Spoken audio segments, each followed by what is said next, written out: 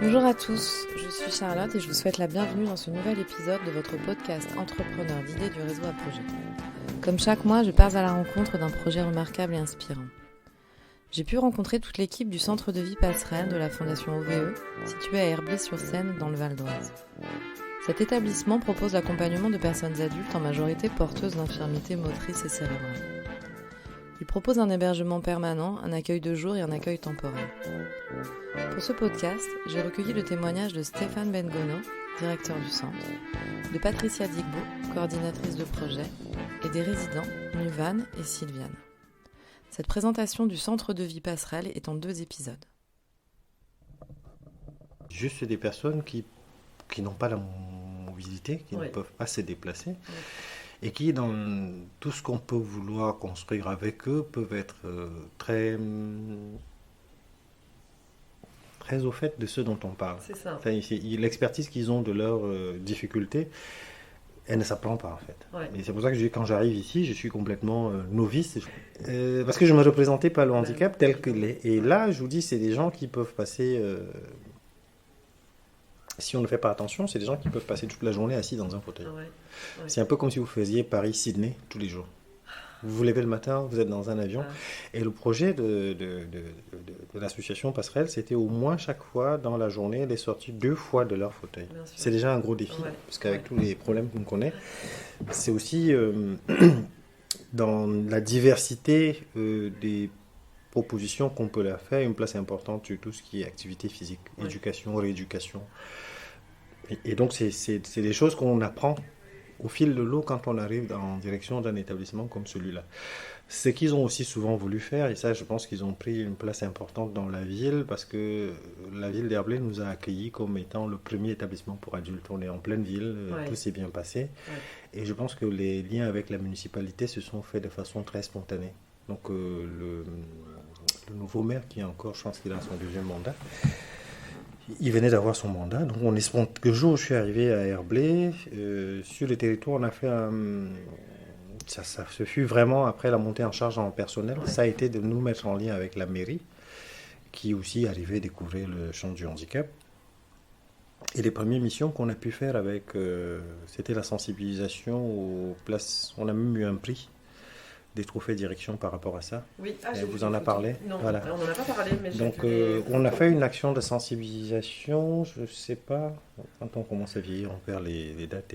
Donc on a fait, ça a été primé par l'UNCAS, l'Union des caisses communales d'action sociale du Val d'Oise, et c'est une action qu'on a co-construite avec la mairie, qui consistait pour nous, établissements, à sensibiliser les personnes sur les places PMR. Oui. Et ça vient aussi des résidents, parce qu'un résident étant parti faire ses courses dans une grande enseigne, parce qu'on n'est pas très loin des centres commerciaux de Quai des Marques et compagnie, se retrouve à tourner dans le parking avec son éducatrice pendant des heures. Toutes les places sont occupées. Donc il revient ici, il dit à son chef des services, il dit au chef des services, je pense que si j'avais la possibilité de descendre du fauteuil et d'aller crever les roues de tout ce qui était sur les places handicapées, donc on a dit peut-être que de cette colère il pouvait faire quelque chose.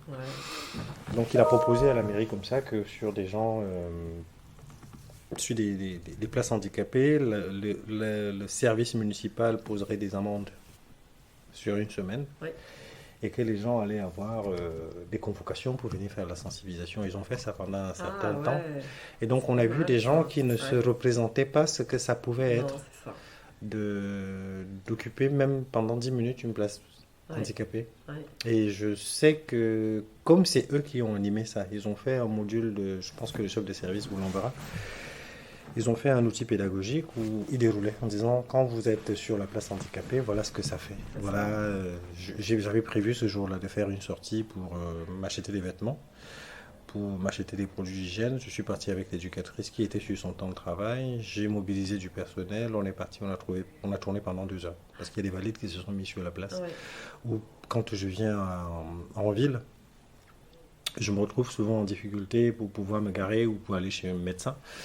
Et je pense que cette action a tellement porté que la mairie, quasiment tous les ans, nous demande de recommencer. C'est-à-dire que c'est vraiment cette sensibilisation, mais c'est ou quand les amendes sont posées, on dit aux personnes qu'elles peuvent venir au sein de l'établissement pour...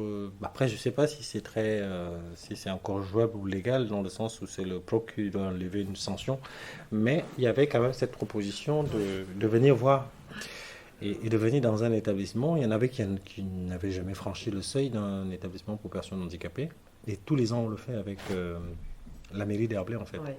C'est des journées de sensibilisation et... comme il vous disait Duval, dans les écoles, ils ont un agenda plein, tous les ans. C'est des écoles, avant Covid, on recevait les jeunes des établissements pour les journées portes ouvertes, qui venaient jouer avec nous. Ouais. En fait, jouer.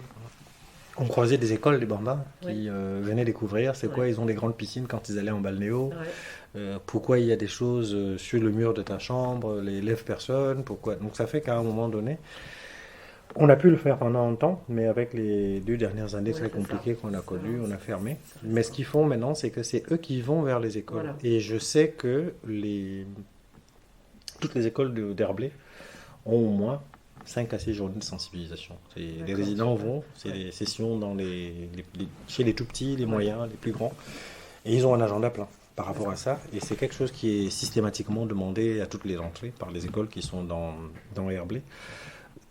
C'est là cet avantage que c'est très apprécié par les enseignants, par les écoles. Il y a un lien qui se fait avec les écoles. Et dans parce qu'on travaille beaucoup sur la question de citoyenneté, donc ils ont complètement cette, je ne dirais pas que c'est l'éducation populaire, mais cette sensibilisation qui se fait quasi tous les ans. Ils participent avec la mairie à la semaine du handicap qui s'appelle le Festivart, et c'est eux qui choisissent les thèmes sur lesquels ils veulent travailler. Et c'est aussi comme ça que sur cette place de citoyens qu'ils ont dans la ville, ils ont dans un premier temps, et ça a été un travail qui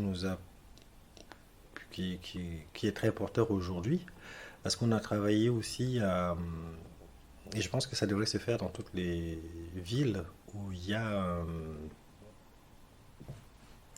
avec ou sans structure qui accueille des personnes en situation de handicap. Je pense que dans nos commissions communales d'accessibilité, on doit aller vers eux, et on doit aussi permettre aux personnes qui vivent un handicap de pouvoir avoir à s'exprimer. Donc les résidents participent à ces commissions. On les co-organise avec la mairie sur site. D'accord. Donc la dernière s'est tenue ici il y a moins d'1 mois. Et l'une des résolutions qui a été prise, parce que les sujets abordés touchent essentiellement à l'accessibilité, et je sais très bien que l'une des premières questions qui a été abordée, parce que quand on parle de handicap, on voit les gens en fauteuil, on pense qu'ils ne pensent accessibilité que pour eux. Ce que j'ai trouvé très intéressant et pertinent, c'est que dans ces échanges avec la mairie,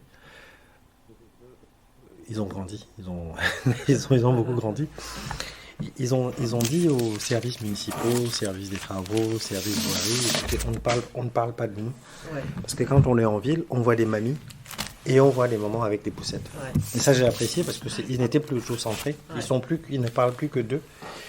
Et la mairie s'est engagée pour que tous les grands travaux d'ampleur qui se feront dans la ville, ils seront associés. Et ça, je pense que c'est une reconnaissance du travail qu'ils font dans tout ce qui est construction du PLU, de tout ce qui est aménagement. Ils ont parlé on rabote énormément de trottoirs là maintenant parce que les fauteuils ne passent plus. Ça a été, on voudrait bien, nous on se propose pour venir vous voir quand il y a des travaux à faire, quand vous pensez à refaire un espace comme la place du marché, pour qu'on vous dise si ça peut, ou si c'est accessible. Et ils disent on le fait bénévolement. C'est ça. Au moins on le fait, on sait que pour les utilisateurs qui sont tous de la ville d'Herblay, quand ils viendront, ils se diront la mairie a pensé, mais on sera content de savoir qu'on a participé à ça aussi. Donc c'est un engagement qu'on a pris avec les services de la mairie pour que systématiquement, quand il y a un projet architectural qui se conçoit dans la ville, que les résidents soient acteurs de ce projet-là. Et ça arrive parce que, comme je vous le disais, on a pu petit à petit comme ça construire des choses avec la commission communale d'accessibilité. On est même dans l'intercommunal du Val-Parisis, c'est comme ça que s'appelle la communauté d'agglo. dont la communauté d'aggloménants, quand on fait des commissions, ils y participent. Ouais. C'est pas, je pense qu'ils ne le prennent pas comme étant simplement un endroit où ils viennent se plaindre. Oui. C'est beaucoup Ouais, bien de sûr. qu'est-ce qu'on peut apporter, qu'est-ce qu'on peut proposer. Et ça, je pense qu'ils ont compris. Ils ont compris quelle est leur place et quel est leur rôle là-dedans. De Je mettre suis en œuvre. surpris par... là, on a un jeune qui est président du CVS, qui est malheureusement en voyage. Il est au Brésil. Ouais, Il fait une compétition de boccia. Il a l'équipe de France, en fait. d'accord. Dans le fonctionnement et dans... ils ont... Et je pense que ça se travaille, ou du moins, c'est pour permettre aux gens de s'autodéterminer. C'est même pas qu'on permet. C'est-à-dire que pour que l'autodétermination ne soit pas qu'un terme creux, Bien sûr. il faut que dans le fonctionnement de l'établissement, les conditions soient créées. C'est- Qu'ils ne soient pas vécus comme des lieux où on juge la direction et Ouais. l'encadrement. D'accord. Il y a aussi quelque chose qu'on appelle la prise des distances. Parce que Ouais. la prise des distances vis-à-vis des proches aidants. Oui. Parce que et malheureusement, quand on est en situation de handicap, il arrive que l'émancipation soit un défi Ouais. pour les personnes qu'on accompagne, parce que il y a comme une crise de loyauté quand on doit pouvoir s'affirmer par rapport à des parents qui Ouais, vous d'accord. disent et vous répètent: on est là pour toi, on fait attention à toi, c'est pour toi qu'on le fait. Ouais, Les gens d'accord. pensent le bien qui est pour nous sans Ouais. tenir compte de ce qu'on veut. C'est ça. Je pense aux questions comme celle-là liées à la sexualité, Ouais. la vie affective et sexuelle. Je pense à des questions très basiques, hein. Je veux aménager mon studio, mes parents ont choisi ce meuble, je n'ai pas envie de ça, je vais en acheter un autre. Et c'est des discussions qu'on peut avoir sur les traitements. Mes parents veulent que je fasse la kiné 5 fois par jour, moi j'en ai envie 2 fois. Voilà, j'ai pas envie de systématiquement. Ouais, bien sûr. Où on vous dit, on pense que c'est bien pour lui. Ouais. Et là, je pense que quand on crée cette capacité, quand on ouvre des espaces où ils ont la possibilité de dire et de faire ce qu'ils veulent, en tenant bien sûr compte Bien de sûr. toutes les précautions qu'il y a médicalement, parce que je pense qu'on associe très rapidement handicap et maladie, Ouais. malheureusement. Il y a des choses qui dans la vie des personnes qu'on accompagne peuvent être très lourdes à porter jusqu'à 40-50 ans, où on vous dit il faut que tu te changes, il faut C'est que ça. tu fasses machin, Ouais. c'est tel habit que tu vas mettre, Ouais. ça part des petites choses toutes simples. Ouais, Hein. c'est ça. Mais... Oui, je pense que oui, il y a un gros travail à faire au niveau des professionnels aussi, Oui. parce que laisser chacun faire son chemin. J'avais quelqu'un qui le résumait bien en disant: les travailleurs sociaux, les équipes, les directions, nous devons servir de béquille aux personnes qu'on accompagne. Ouais. C'est pas d'être devant, Bien c'est sûr. pas d'être mais on est à côté. C'est-à-dire Ça. qu'on va aider ces personnes à cheminer, à faire leur chemin. Ouais. Ils ont le droit de se tromper, ils ont le droit de se planter. Je prenais encore un exemple. Quelqu'un nous prenait un exemple ce matin à la CDAPH sur la question de l'autodétermination de quelqu'un qui est polyhandicapé qui dit j'ai envie de passer un permis de construire avec les troubles des comportements. C'est pas de dire que tu peux pas, c'est de l'accompagner Ouais. jusqu'à ce qu'il découvre ses limites Ouais. et qu'il fasse avec. Qu'il trouve un autre moyen. Qu'est-ce que cette demande en réalité cache derrière? C'est aussi ce travail-là que Ouais, les c'est équipes. ça. Et je pense que Il n'est pas décidé à sa place. Oui. Il n'a pas décidé à sa place, et je pense aussi qu'il y a une grosse réflexion qu'on doit avoir sur l'habitat. Oui. Est-ce qu'on doit considérer que les personnes qu'on accueille Combien de fois vous avez déménagé dans votre vie? Alors, moi, Combien de fois vous avez choisi des maisons Ouais. plus grandes, plus petites, oui, dans une au ville moins ou dans une six- autre? Au moins 6 fois, moi, déjà. Est-ce que l'avenir des personnes en situation de handicap doit être en institution tout le temps? Est-ce que c'est le seul choix? C'est ça. qu'elle peut faire de sa Ouais. vie et de sa façon de vivre. Ouais. C'est c'est une vraie question. Ah bah, bien sûr. Ouais. Et l'habitat partagé, vous pensez que vous pouvez... parce que là, on n'est pas dans ce cadre-là, mais c'est ce que vous disiez, que peut-être qu'il y avait peut-être des projets de... On est sur, c'est ça, je veux dire, on est sur un grand groupe de travail. Ah oui. C'est ça. Je pense qu'on est à la journée du 9. On s'est positionné avec les CREAI parce que c'est des questions qui sont posées. Ouais. Je vous disais qu'il y a des résidents qui aujourd'hui vous disent il faudrait qu'on pense à vivre notre lieu de vie, Oui. habiter autrement. D'accord. Donc on s'est mis dans l'établissement tel qu'il a été. Il n'est pas vieux, il est tout neuf, les murs sont neufs. Bah, c'est ça. Voilà, Ouais. et du coup, on a tant de travail qu'on fait avec les personnes que nous accompagnons, on se rend compte que beaucoup se plaisent dans les beaux appartements qu'ils ont, Ouais. mais que beaucoup d'autres vous disent oui, j'ai envie d'une maison où je serai dans un collectif moins oppressant, Ouais. moins lourd. Ouais. Est-ce que vous passerez votre vie à déjeuner avec la même bande toujours dans la même salle avec les mêmes personnes? Est-ce que vous irez forcément dans une restauration collective? Donc je pense qu'ils ont je pense qu'ils sont sur une demande aujourd'hui de petites unités de vie. Ouais. Des petits endroits beaucoup moins stigmatisants. C'est ça. Et je pense que oui, on peut l'entendre, hein. Après, quels sont les moyens qu'on met dedans? Est-ce que les, les pouvoirs publics suivront C'est ça. en termes de taux horaire des personnes qui y travaillent, en termes d'aide humaine, Ouais. en Bah, puis termes financement d'aide à la aussi. financement? Mm. C'est des vraies questions sociétales Ouais, aujourd'hui. ouais. Et on se rend compte dans une société qui vieillit que c'est des questions qui deviendront de plus en plus prégnantes dans les années qui viennent. Dans le projet sur lequel on est aujourd'hui, c'est qu'on imagine, et ça c'est pas encore fait, c'est pas je déciderai pas tout seul. Donc on a un groupe de travail, on est dans le projet de transformation Ouais. avec on est accompagné par le CREAI. Ouais. C'est en fait, on s'est servi de ça comme une opportunité parce que l'établissement réactualise son projet. D'accord. Vous savez que la nomenclature des ESMS a changé. Oui. On a EAM, EANM, c'est plus l'appellation femme-masse.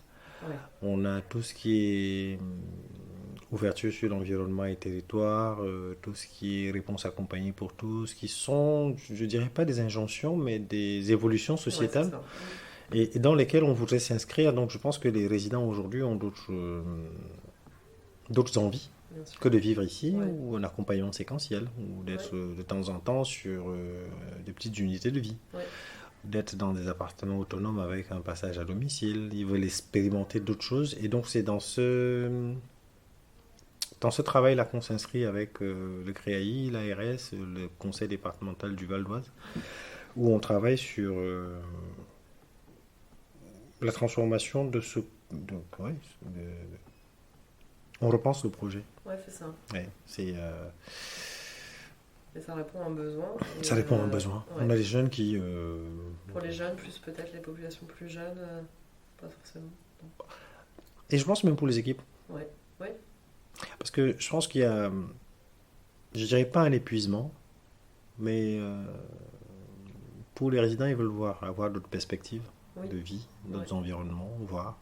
Mais que ce soit aussi construit avec une vigilance sur le droit à l'échec, Ouais.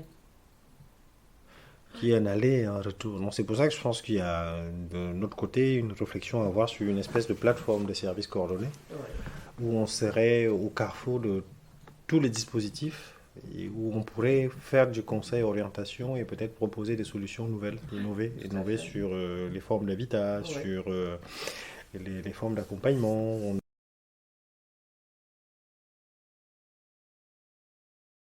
Ça peut arriver à tout le monde. Ouais. Moi, au départ, je n'étais pas handicapée. D'accord. J'étais normale comme vous, comme tout le monde. Ouais. Et après, j'étais comme je suis actuellement. Oui. Pourquoi? parce que j'ai eu trop de sucre dans le sang. Donc ça peut arriver à n'importe qui. Ouais. Vous, moi, n'importe qui. Et le problème, c'est comme ça peut arriver à tout le monde, on ne sait pas ce qui peut arriver demain. Bien sûr. Ouais. Alors vous êtes debout, le lendemain, vous vous retrouvez comme moi dans un siège, Ouais. alors que à l'origine, vous n'étiez pas destiné à ça. C'est ça. Donc ça peut arriver à n'importe qui. Donc vous voyez ce que je comprends. Enfin, je ne sais pas si vous voyez ce que je veux dire, Oui. mais du jour au lendemain, vous pouvez vous retrouver dans un fauteuil alors que vous n'aviez pas prévu cette destination. C'est que ce que vous dites, c'est qu'on est tous, Ouais. on peut tous être confrontés directement ou Voilà. indirectement au handicap. Et que Exactement. ça fait partie de nos vies et que voilà, c'est pour ça que Voilà. c'est très important de prendre conscience qu'effectivement on n'est pas à l'abri Exactement. On de n'est cette pas à l'abri de situation. cette situation. Et que c'est pas une fin en soi, Non, c'est pas une fin en soi, Ouais. puisque j'arrive quand même à vivre bien sûr. malgré mes difficultés. Ouais. C'est pour ça que je suis là avec vous, grâce à des gens comme OVE, hein, et c'est grâce à ces personnes-là que j'arrive quand même à avancer malgré mes difficultés d'aujourd'hui, alors que j'en avais pas hier. D'accord. Voilà, c'est pour ça que moi je dis que c'est important d'avoir des personnes comme Patricia pour arriver à des situations Ouais, c'est comme la c'est mienne. ce qui est important, c'est que je vais le marteler très très souvent lors de cet entretien, c'est que tout se fait parce que le résident le demande, c'est-à-dire que je les demande. Moi, le truc le fait de faire des sensibilisations, c'est de l'autodétermination aussi parce que je l'ai voulu. C'est ça. C'était votre choix. En fait. C'était votre idée et ce que vous avez Voilà. exprimé. Oui, tout à fait. Tout comme certains résidents, pas tous, encore une fois, participent aux commissions, notamment accessibilité D'accord. de la ville et à la commission, au groupe de la MDPH, au groupe... Ouais.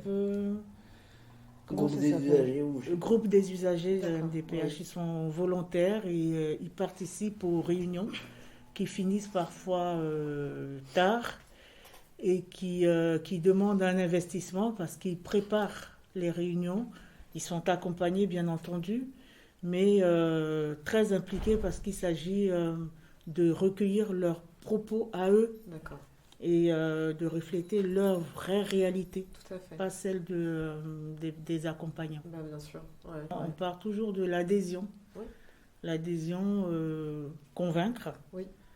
Et surtout avec un consentement bien éclairé, Oui. si ouais. possible. Et jamais surprendre ou imposer sous prétexte que, Oui, bien sûr. voilà, de notre point de vue, c'est quelque chose de bien que l'on propose. D'accord. Très bien, c'est super intéressant. Est-ce que vous voulez rajouter autre chose un peu sur cet aspect, sur ce côté implication ou est-ce que vous êtes amené aussi, je me disais, à comment dire, réaliser du montage de projet par exemple, sur si vous avez une idée d'activité, est-ce qu'on vous sollicite aussi pour pouvoir peut-être mettre en place, je ne sais pas, une activité que vous aimeriez faire ou, Alors, moi je vais parler en mon nom personnellement, c'est que j'ai beaucoup d'idées. Oui. J'ai beaucoup d'idées, monter des projets. Par exemple, je peux pas encore trop dire parce que c'est encore, ça balbutie encore un petit peu. Mais j'ai plein d'idées de monter des projets et du coup, je peux solliciter de l'aide, notamment à Patricia parce que c'est ma référente de parcours. D'accord. C'est voilà. Et ma coordinatrice de parcours, pour être exact. Et du coup, il m'est arrivé de demander de l'aide pour monter un projet, mais on en parle encore. C'est encore en pourparlers. Mais Vous pouvez nous en dire un peu plus ou pas? C'est secret défense. En fait, c'est un projet dans lequel j'avais envie de. C'est un sorte d'atelier écriture dans lequel j'ai envie de mettre quelques résidents pour développer l'imagination en fait des résidents, le fait d'écrire un texte, d'aller jusqu'au bout d'une idée, et puis de développer l'imaginaire, l'imagination, l'écriture, et puis pour en faire un vrai projet derrière. D'accord. J'ai plutôt envie, comme c'est un projet et que ça veut un petit peu partir en test, je vais juste tester un petit peu comment ça marche. D'accord. Un peu en phase expérimentale et puis voir un petit peu effectivement les personnes qui peuvent être vraiment intéressées par ce type de projet. On est à cette phase-là. D'accord. Et après, la phase finale, ce sera d'exposer vos créations. Oui. Je sais pas, mais ce serait formidable. Et de pouvoir présenter vos œuvres ensuite à l'extérieur. Est-ce que ça peut être envisagé? Dans un deuxième temps, oui, mais d'abord, comme c'est à l'état embryonnaire, je voudrais pas tout de suite m'avancer et me mettre trop de choses sur les épaules. Voilà. Et aussi, en fait, pour un peu aller dans le même sens, j'anime moi-même un atelier lecture tous les jeudis. Oui. Et il m'arrive de proposer au groupe des textes de Nuvan. Et ils ont aussi un projet actuellement, le même groupe de lecture a un projet de mettre en place un espace lecture au sein de l'établissement. Et on appelait ça projet médiathèque. Donc pour l'instant, en tout cas, une fois par mois, on visite la médiathèque de Cormeilles. On emprunte des livres et parallèlement, on réfléchit à comment mettre en place le projet médiathèque, notamment comment se procurer du manuel, des ouvrages, et puis aussi l'aménagement de l'espace, voilà. D'accord, donc il y a toute comment le réaliser.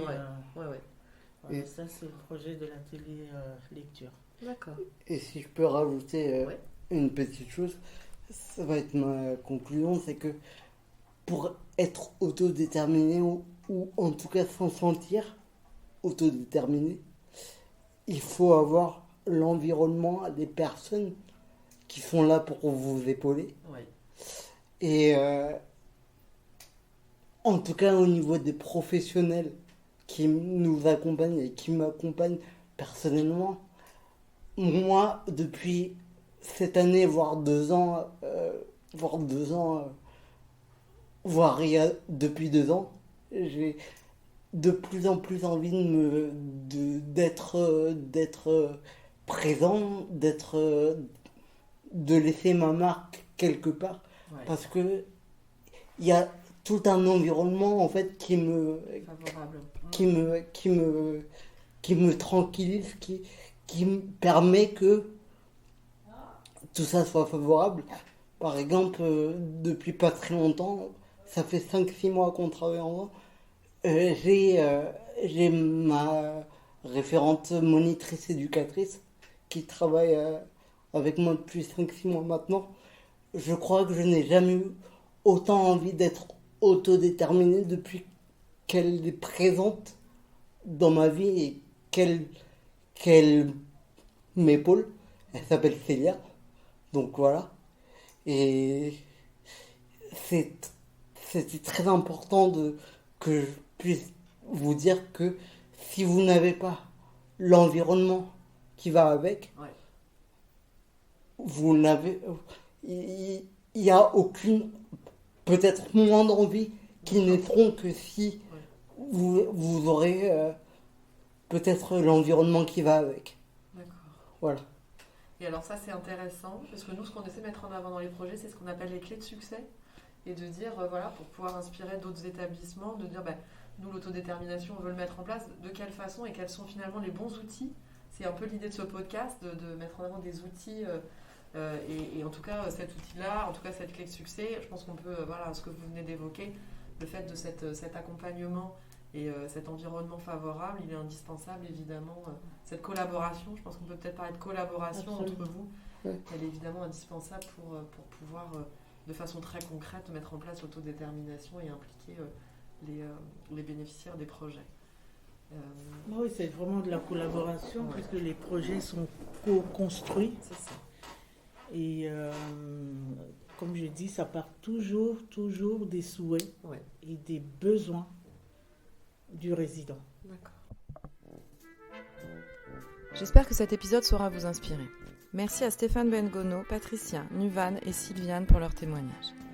Les éléments pertinents de ces échanges que j'ai retenus sont l'importance de la place des professionnels, la notion de béquille pour la personne en situation de handicap, un environnement favorable, essentiel à la mise en place de l'autodétermination, repenser les modes d'hébergement pour répondre aux besoins et aux désirs des personnes concernées, et la découverte de la boccia, un sport d'opposition de balles mixte pratiqué en individuel ou par équipe et inscrit aux Jeux paralympiques. Cette présentation du Centre de vie Passerelle est en 2 épisodes.